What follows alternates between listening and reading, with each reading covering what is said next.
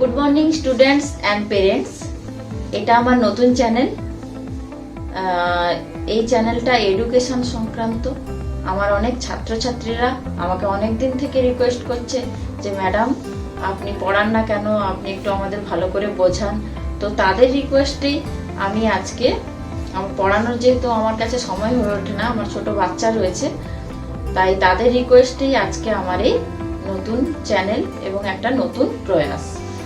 এই নতুন চ্যানেলটা শুধুমাত্র এডুকেশন সংক্রান্ত। এখানে এডুকেশন ছাড়া আর সেইভাবে অন্য কোনো কিছুই থাকছে না।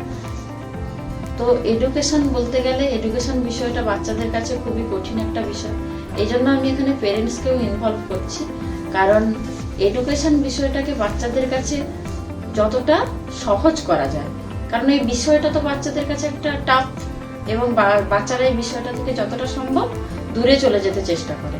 তো আমাদের এবং পেরেন্টসদের, টিচার আর পেরেন্টস দুজনেরই একটাই রুল, যে বাচ্চাদেরকে এই এডুকেশন বিষয়টায় উৎসাহী করা। আমি যে সাবজেক্টটা নিয়ে পড়াবো সেই সাবজেক্টটা হচ্ছে লাইফ সায়েন্স। এবার এই লাইফ সায়েন্সের ক্লাস 7 থেকে শুরু করে ক্লাস 12 পর্যন্ত সমস্ত ক্লাসের ছাত্রছাত্রীরা তোমরা আমাকে আমার এই চ্যানেলে তোমাদের কমেন্টস জানাতে পারো যে তোমরা কোন সাবজেক্টের কোন চ্যাপ্টারটা, কোন বিষয়টা বুঝতে তোমাদের অসুবিধে হচ্ছে, কতটা অসুবিধে হচ্ছে, লাইফ সায়েন্সের কোন বিষয়টা তোমাদেরকে বিস্তারিত আলোচনা করালে তোমাদের সুবিধে হবে। আমি সেই বিষয়টা তোমাদের সামনে তুলে ধরবো এবং বিস্তারিতভাবে আলোচনা করব।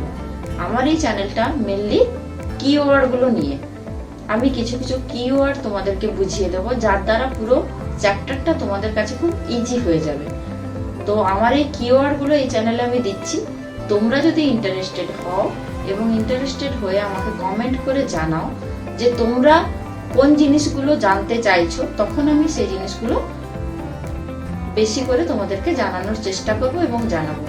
আমি কথা দিচ্ছি তোমাদের এই সাবজেক্টটার সম্পর্কে যাদের ভয় আছে তাদের ভয় দূর হয়ে যাবে, এবং পেরেন্টসদেরও আমি এটা জানাচ্ছি যে আপনারাও যদি আমার এই চ্যানেলটা দেখেন, তাহলে আপনারা যারা বাড়িতে বাচ্চাদেরকে পড়ান, আপনাদেরও পড়াতে অনেকটা সহজ হবে বাচ্চাদেরকে।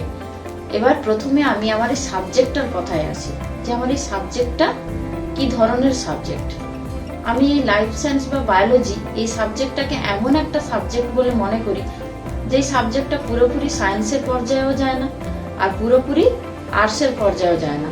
আপনারা দেখবেন এখানে অনেক প্রজেক্ট ওয়ার্ক থাকে, ছবি থাকে।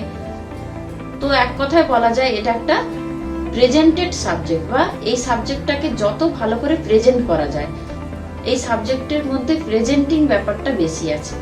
উপস্থাপন, আপনার উপস্থাপনা কতটা সুন্দর, আপনার উপস্থাপনা ততটাই সুন্দর হবে এই সাবজেক্টের প্রতি আপনার কন্ট্রিবিউশনটা যতটা খেলার ছলে এবং মজার ছলে হবে। এই সাবজেক্টের প্রতি কন্ট্রিবিউশন কি করে আপনাদের খেলার ছলে বা মজার ছলে আসবে, সেটা হচ্ছে আমার শেখানোর বিষয়। মজার ছলে মানে আপনারা কিছু কিওয়ার্ড ধরুন, সেগুলোকে কিছু বাস্তবের কিছু সহজ এক্সাম্পলের সঙ্গে ট্যাগ করুন, দিলে দেখবেন যে একটা সুন্দর বায়োলজি তৈরি হয়ে গেছে, যেটা বাচ্চাদেরকে আপনারা খুব সহজভাবে বোঝাতে পারছেন। তো আজকে আমি যেটা শুরু করছি সেটা হচ্ছে প্রথমে ক্লাস 9 দিয়েই শুরু করছি। আজকে ক্লাস 9-এর ছাত্রছাত্রীরা এবং যারা অভিভাবকরা আছো, তোমরা প্রত্যেকেই জানো যে ওয়েস্ট বেঙ্গল বোর্ডে আমাদের ফার্স্ট ইউনিট টেস্ট শেষ হয়ে গেছে, এখন সেকেন্ড ইউনিট টেস্ট শুরু হচ্ছে। তো সেকেন্ড ইউনিট টেস্টের যে সিলেবাসটা রয়েছে, সেই সিলেবাসে ক্লাস 9-এ যেটা রয়েছে সেটা হচ্ছে জৈবনিক প্রক্রিয়া। এই জৈবনিক প্রক্রিয়াটা আমাদের জীবেদের মধ্যে যে শারীরবৃত্তীয় প্রক্রিয়া ঘটে, সেই শারীরবৃত্তীয় প্রক্রিয়া গুলোর একটা মিশ্রণ। তার মধ্যে অনেকগুলো শারীরবৃত্তীয় প্রক্রিয়া রয়েছে, যেমন সালোক সংশ্লেষ রয়েছে, শ্বসন রয়েছে, পুষ্টি রয়েছে, রেচন রয়েছে, সংবহন রয়েছে, এরকম অনেকগুলো প্রক্রিয়া রয়েছে। তো আজকে প্রথমে আমি সালোক সংশ্লেষ প্রক্রিয়াটা নিয়ে একটু আলোচনা করি। তো 9-এর ছাত্রছাত্রী যারা, তাদের প্রথমে যেটা অসুবিধা হচ্ছে কিছু নাম, কারণ এর আগে ওরা যে সমস্ত নামে অভ্যস্ত সেগুলো খুব ছোট ছোট ছিল, যেমন ক্লোরোফিল, পাতা, রুট মানে মূল, কাণ্ড, এবং ছোট ছোট ছোট ছোট নাম যেগুলো ওদের জীবনের সঙ্গে মোটামুটি ঘুরিয়ে পেঁচিয়ে রয়েছে। কিন্তু এইবার কিছু সায়েন্টিফিক নেমও ছিল, কিন্তু এইবারে ওরা এমন কিছু নাম শিখবে যেগুলো ওদের ফুল ফর্ম করতে হবে, যেগুলো করতে ওদের কষ্ট হবে। সেই জিনিসগুলো কিভাবে করবে ওরা? A B P A B P P G A P G A L D। এই যে চারটে, আজকে আমি এই চারটে কিওয়ার্ডই চারটে বানান ধরলাম, এই ফুল ফর্ম যেগুলো হচ্ছে খুব কঠিন, ওরা এর আগে শোনেনি। এনএডিপির পুরো নাম কি? বইতে লেখা আছে খুব সুন্দর করে, প্রত্যেকেই খাতায় লিখে নেবে এরকম চারটে নাম। এনএডিপির ফুল ফর্ম হচ্ছে নিকোটিনামাইড অ্যাডেনিন ডাইনিউক্লিওটাইড ফসফেট। এডিপির পুরো নাম কি? Adenosine diphosphate. পিজিএ এর পুরো নাম কি? Phosphoglyceric acid. পিজিএলডি এর পুরো নাম কি? ফসফোগ্লিসারেলডিহাইড। এবারে এই নামগুলো কিন্তু এর আগে ওরা সেইভাবে শোনেনি বা অভ্যস্ত না। তো এইরকম চারটে চারটে নাম ফুল ফর্ম ওরা খাতায় তুলবে এবং তার ফুল ফর্ম গুলো প্রত্যেকদিন এই চারটে যখন রপ্ত হয়ে যাবে তখন বাকিগুলোই যাবে। এই চারটের বেশি কিন্তু প্রথম দিনই করার দরকার নেই, তাহলেই কিন্তু অসুবিধাটা ওখান থেকেই সৃষ্টি হবে, কারণ এই চারটের বেশি তো ওরা করতে পারবে না। এবারে আমি সালোক সংশ্লেষের কথায় আসি। সালোক সংশ্লেষ জিনিসটা কি?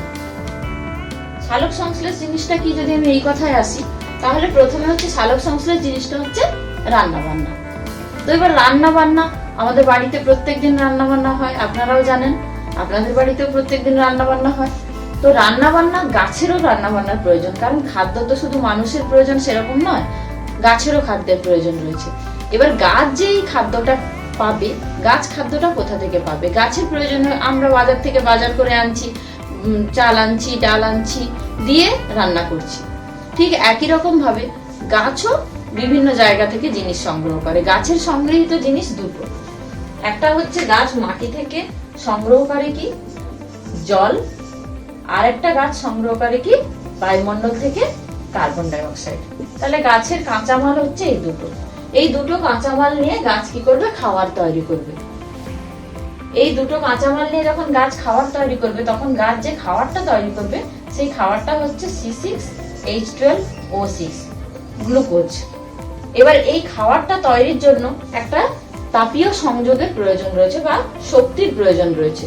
সেই শক্তিটা আমাদের এখানে দেবে কে? সূর্য, অর্থাৎ সৌর শক্তি। অর্থাৎ কি? সৌর শক্তি। এবার এই সৌরশক্তি ছিল সূর্যের মধ্যে। এই সৌরশক্তি যখন এখানে এলো গ্লুকোজ অণুতে, তখন সে পরিণত হলো কোন শক্তিতে? স্থৈতিক শক্তি। স্থৈতিক শক্তি অর্থাৎ স্থির শক্তি। এই স্থির শক্তিটা সৌরশক্তি থেকে এই যে স্থির শক্তিতে পরিণত হওয়ার ঘটনা, এই ঘটনাটাকেই আমরা কিন্তু বলছি সালোক সংশ্লেষ বা ফটোসিনথেসিস। এবারে এই প্রক্রিয়াটা সম্পর্কে আমি আরো অনেক কিছু আলোচনা করব আমার নেক্সট সেশনে। তোমরা প্রত্যেকে চ্যানেলটা সাবস্ক্রাইব করো এবং এখান থেকেও যদি কোনো ছোট ছোট কোশ্চেন, যদি কোনো লং কোশ্চেন, তোমাদের কোথাও কোনো অসুবিধা থাকে আমাকে অবশ্যই সেটা কমেন্টে জানাবে। এবং আমার ডেসক্রিপশন বক্সে আমার ইনস্টাগ্রাম লিংক দেওয়া আছে, সেখানে তোমরা জানাতে পারো যে কেমন লাগলো বা কোন জিনিসটার বিষয়ে তোমরা জানতে চাও। আমি অবশ্যই চেষ্টা করব বারবার তোমাদেরকে জানিয়ে দিতে এবং বুঝিয়ে দিতে। আশা করি আজকের ক্লাসটা তোমাদের ভালো লাগলো। এটা আমার প্রথম ক্লাস, তাই কিছু কিওয়ার্ড দিয়ে শুরু করলাম। সেইভাবে ক্লাসে কিছু ইন্ট্রোডাকশন আর কিছু কিওয়ার্ড থাকলো। এবার তোমাদের ভালো লাগলে তোমরা চ্যানেলটা সাবস্ক্রাইব করো এবং আমাকে জানাও যে তোমরা আমার কাছ থেকে কি জানতে চাও। আমি অবশ্যই তোমাদেরকে হেল্প করব জানার কাজে, এবং প্রত্যেকটা জিনিস নিয়ে বা প্রত্যেকটা চ্যাপ্টার নিয়ে আমি বিস্তারিতভাবে আলোচনা করব এবং সেগুলোর বর্ণনা তোমাদেরকে তুলে ধরবো, যাতে তোমাদের কাছে বিষয়বস্তুটা অনেক বেশি সহজ থেকে সহজতর হয়ে ওঠে। আজকে এই পর্যন্তই। এরপরে তোমাদের কোনো অসুবিধা হলে আমাকে জানিও। নমস্কার।